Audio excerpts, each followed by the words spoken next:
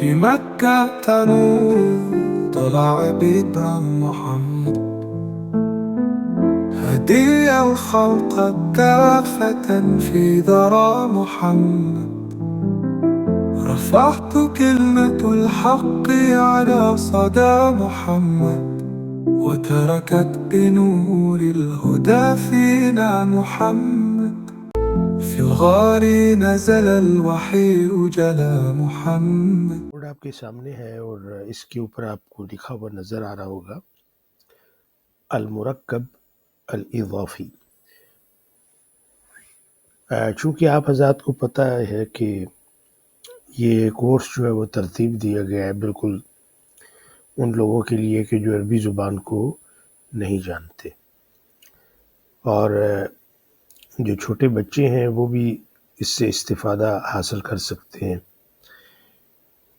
تو جو لوگ باقاعدگی سے یہ سیشن دیکھ رہے ہیں اور محنت کر رہے ہیں اور انہوں نے اپنی ایک نوٹ بک بھی تیار کی ہوئی ہے اور مشق بھی کرتے ہیں، تو الحمدللہ کچھ وقت کے بعد وہ محسوس کریں گے کہ عربی زبان کا فہم ان کے اندر کافی ترقی پا چکا ہے، اور وہ اس قابل بھی ہو جائیں گے کہ اپنے آپ کو ایکسپریس کر سکیں عربی میں، اور قرآن مجید پڑھتے ہوئے ان کو سمجھ بھی آئے کہ وہ کیا پڑھ رہے ہیں.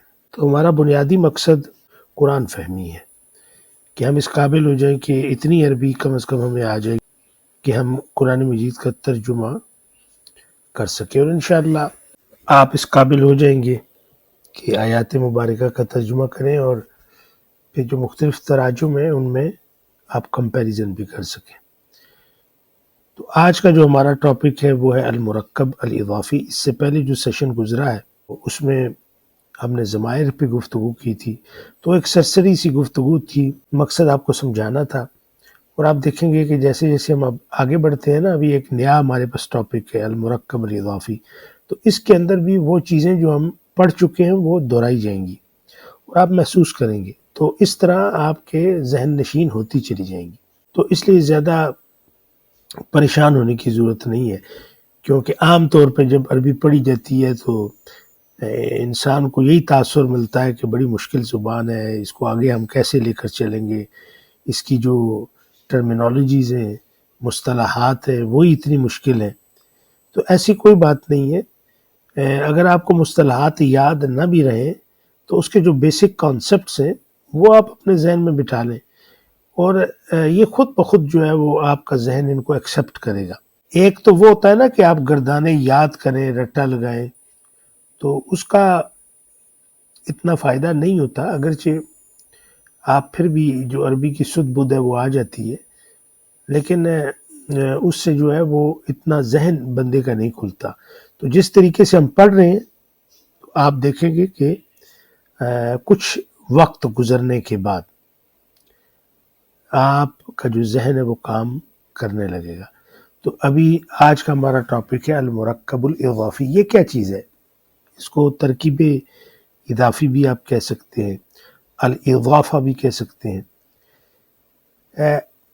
وہ جیسے آپ اردو میں کچھ حروف استعمال کرتے ہیں نا، کا، کے، کی، اور وہ پوزیشن کے معنوں میں ہوتے ہیں. مثلا آدمی کا گھر، تو آپ نے دیکھا کہ ایک گھر ہے جس کی اضافت آپ نے کی ہے، جس کو اٹیچ کیا ہے ایک آدمی کی طرف، یعنی ایک آدمی کی ملکیت میں وہ دیا ہے. تو جب میں کہتا ہوں فلاں آدمی کا گھر تو فوراً پتہ چلتا ہے کہ یہ گھر جو ہے اس آدمی کی ملکیت ہے. جیسے آپ یہ کہیں کہ طالب علم کا مدرسہ یا طالب علم کی کتاب، تو کتاب تو ہے لیکن کس کی ہے؟ ایک طالب علم کی ہے. اس کو کہتے ہیں اضافت، یعنی کوئی بھی شے آپ کسی کی ملکیت میں دیتے ہیں. اور اردو میں اس کی جو نشانی ہوتی ہے وہ کا، کے، کی وغیرہ آتے ہیں. انگلش میں جو ہے وہ آف لگتا ہے اور اپوسٹرافی ایس بھی لگتا ہے. ہم کہتے ہیں دا اسٹوڈنٹس بک، یہاں پہ ہم نے اپوسٹرافی ایس لگایا، یعنی اسٹوڈنٹ کی کتاب، ٹھیک ہے. آپ کہتے ہیں مثلا ہاؤس آف اے مین، ایک آدمی کا گھر، اس میں آپ نے آف لگایا. تو اس طرح کی بہت ساری مثالیں مختلف زبانوں میں ملتی ہیں. عربی زبان میں یہ خاص قسم کی ترکیب ہے، اس کو سمجھنا بہت ضروری ہے، کیونکہ اگر یہ سمجھ نہیں آئے گی تو پھر آگے چل کر جملے بنانے بہت مشکل ہو جائیں گے. ابھی دیکھیں، میں مثال کے طور پہ یہاں پہ لکھتا ہوں کتابن، اس کا مطلب ہے نا ایک کتاب، آپ نے پڑھا ہوا ہی نکرہ ہے. تو یہاں پہ میں لکھتا ہوں الولد،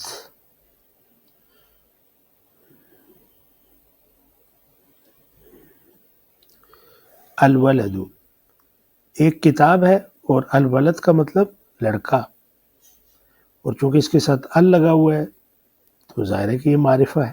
آپ کو پتہ ہے نا کہ ال لگانے سے نکرہ معرفہ بن جاتا ہے، یہ ہم نے پڑھا ہے سبق. ابھی یہاں پہ میں یہ کہنا چاہتا ہوں کہ لڑکے کی کتاب، تو میں کیا کہوں گا، میں کیا کروں گا، اس الولد کو میں اس کے ساتھ لے کے آؤں گا، اور یہ کتاب کے اوپر جو آپ کو یہاں پہ نظر آ رہا ہے، تنوین نظر آ رہی ہے نا، یہ والی تنوین ہے، اس تنوین کو میں ختم کر دوں گا، اور اس کی جگہ کے اوپر میں لگاؤں گا پیش، یعنی دمہ. اب یہاں پہ جو آپ دیکھ رہے ہیں پیش، یہ ہٹ کے کیا ہو جائے گا، زیر ہو جائے گی. اب کیا بن گیا، کتاب الولدی، کتاب الولدی، دال کے نیچے زیر ہے. اس کا مطلب کیا ہو گیا کہ لڑکے کی کتاب. یہ جو آپ کو با کے اوپر پیش نظر آ رہی ہے، اس کے اوپر زبر بھی آ سکتی ہے اور اس کے نیچے زیر بھی آ سکتی ہے، یعنی ہم اس کو پڑھ سکتے ہیں کتاب الولدی، کتاب الولدی، کتاب الولدی. تینوں حالتیں یہاں پہ ممکن ہے، اور وہ اعراب میں آپ کو میں سکھاؤں گا کہ کہاں پر پیش لگے گا، کہاں پہ زبر لگے گی، کہاں پہ زیر لگے گی. ابھی چونکہ ہمارا ٹاپک ہے مرکب اضافی، تو ہم نے سرسری طور پر وہ جو ٹاپک کا وہ حصہ جو اعراب سے تعلق رکھتا ہے اس کی گہرائی میں نہیں جانا.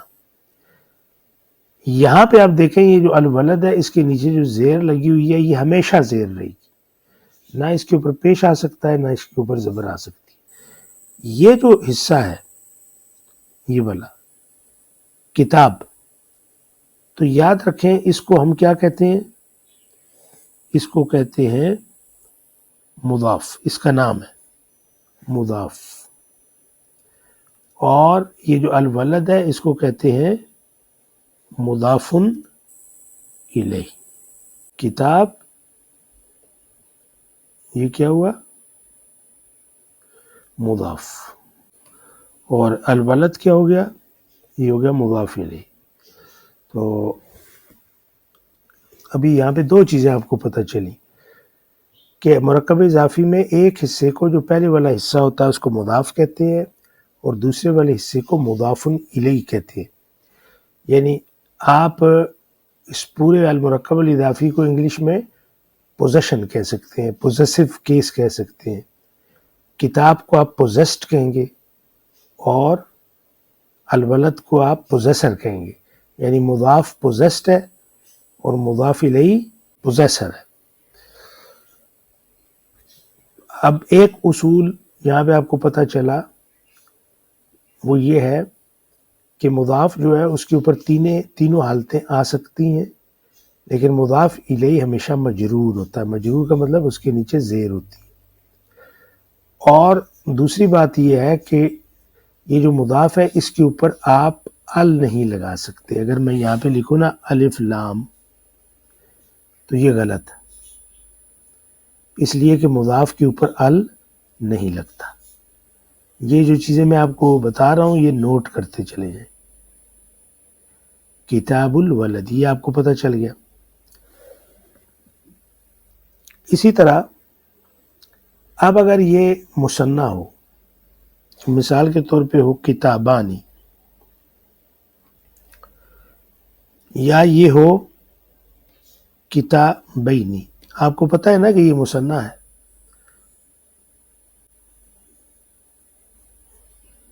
اور دونوں کا مطلب کیا ہے؟ دو کتابیں. بس ان کی جو اعرابی حالت ہے وہ مختلف ہے. یعنی کتابان جو ہے یہ رفعی حالت ہے، اور کتابین نصبی اور جری حالت ہے. حالتوں کے بارے میں ہم پڑھیں گے. اب اس کے آگے بھی الولد ہے، الولد.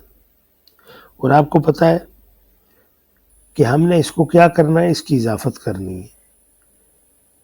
تو کیا کریں گے؟ اس کو قریب لائیں گے تو یہ نون ہٹا دیں گے. نون ہٹ گیا، یہ بن جائے گا کتابہ الولدی. یہاں پہ زیر ہوگی کیونکہ مضاف الیہ کے نیچے ہمیشہ زیر ہوتی ہے. صرف جو کتابان کا نون اعرابی تھا، اس کو نون اعرابی کہتے ہیں، وہ گر گیا. تو آپ نے کہا کتابہ الولدی، لڑکے کی دو کتابیں. اب یہاں پہ بھی میں یہی کہنا چاہتا ہوں کہ لڑکے کی دو کتابیں. تو کیا کہوں گا؟ اضافت کے لیے اس کو ہم قریب لائیں گے اور اس کا نون گر جائے گا. اب کیا شکل بنی دیکھیں، کتابی الولدی، نون اعرابی گر گیا اور دال کے نیچے زیر آ گئی. یہ زیر کیوں آئی؟ اس لیے کہ مرکب اضافی میں جو دوسرا حصہ ہوتا ہے مضاف الیہ کا، وہ ہمیشہ مجرور ہوتا ہے. ایک بات، اور دوسری بات یہ ہے کہ جو مضاف ہوتا ہے اس کے اوپر ال نہیں لگتا. باقی تینوں کی تینوں حرکات اس پہ لگ سکتی ہیں. تو اب چونکہ یہ مثنیٰ ہے تو مثنیٰ کے اعراب حرکت سے نہیں ہوتے، حرف سے ہوتے ہیں. یعنی یہ جو الف آپ کو نظر آ رہا ہے یہ اس کے مرفوع ہونے کی نشانی ہے، اور یہ جو آپ کو یا نظر آ رہا ہے یہ اس کے نصب اور جر ہونے کی نشانی ہے. تو ان کی شکل یہی رہے گی، کتابہ الولدی، کتابی الولدی. دونوں کا مطلب کیا ہے؟ لڑکے کی دو کتابیں. دا بوائز ٹو بکس، یعنی اپوسٹروفیز. یہ بات آپ کو سمجھ آ گئی. ابھی ہم جاتے ہیں جمع مذکر سالم کی طرف، اور مثال کے طور پہ میں یہاں پہ لکھتا ہوں معلمون، اور نیچے میں لکھتا ہوں معلمین. تو آپ کو پتہ ہے کہ یہ دونوں جو شکلیں یہاں پہ بنی ہیں، معلمون معلمین، یہ جمع مذکر سالم ہے نا، یہ ہم نے پڑھا ہے. تو اس میں جو شکل کی تبدیلی ہے وہ حرف سے ہوتی ہے. دیکھیں یہاں پہ واو تھا، پھر یہاں پہ یا آ گیا. اس کی اعرابی حالت ہے نا. دوسرے لفظوں میں میں یہ کہوں گا کہ یہ جو معلمون ہے یہ واو کے ساتھ مرفوع ہے، اور یہ یا کے ساتھ منصوب اور مجرور ہے. اس کی تفصیل ہم پڑھیں گے. ابھی آگے ایک لفظ ہے المدرسہ، اس کا مطلب ہے اسکول. ابھی میں یہ کہنا چاہتا ہوں کہ اسکول کے ٹیچرز، ابھی دیکھیں کا کے کی جس طرح اردو میں آتا ہے، اسکول کے ٹیچرز. تو اس کو میں ساتھ لاؤں گا، یہ نون ہٹ جائے گا. بس یہ آپ نے یاد رکھنا. اور یہ کیا ہوگا؟ مجرور، کیونکہ اس نے تو ہمیشہ مجرور ہونا ہے. کا کے نیچے زیر. معلمو المدرستی، معلمو المدرستی، اسکول کے اس اساتذہ، اسکول کے ٹیچرز. اب یہاں پہ لکھا ہے جی المدرسہ، اور اس کی اضافت ہم نے کرنی ہے تو کیا ہوگا؟ معلمی المدرستی، زیر آ گئی. تو آپ نے دیکھا کہ جو مضاف الیہ ہے وہ ہمیشہ مجرور ہوتا ہے، تا کے نیچے زیر ہے. یہاں پہ اوپر دیکھیں ولد کے دال کے نیچے آپ کو زیر نظر آ رہی ہے، اسی طرح مدرستی اس کے نیچے زیر نظر آ رہی ہے، ٹھیک ہے۔ اور دوسری چیز ہے کہ یہاں پر آپ ال نہیں لگا سکتے، ادھر بھی آپ ال نہیں لگا سکتے۔ اور آپ کو پتہ ہے کہ یہ جو حصہ ہوتا ہے جس کو مضاف کہتے ہیں، یہ معرفہ کی ایک قسم بن جاتا ہے۔ یہ آپ کو سمجھ آ گئی؟ ابھی ہم مثال دیتے ہیں یہاں پہ معلمات، معلمات، معلمہ کی جمع ہے معلمات، یعنی جمع مؤنث سالم ہے۔ اور دوسری اس کی حالت کیا ہوتی ہے؟ معلمات، یہ ہوتا ہے نا، معلمات معلمات۔